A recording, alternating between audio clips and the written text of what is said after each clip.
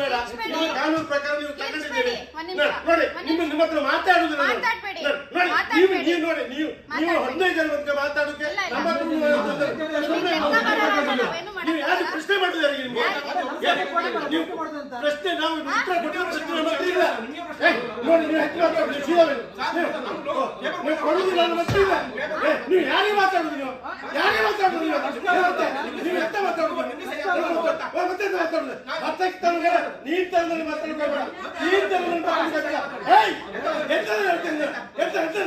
ಯಾರಿಗೂ ಕೊಡಲ್ಲ. ಕಂಪ್ಲೇಂಟ್ ಮಾಡ್ತಿಲ್ಲ.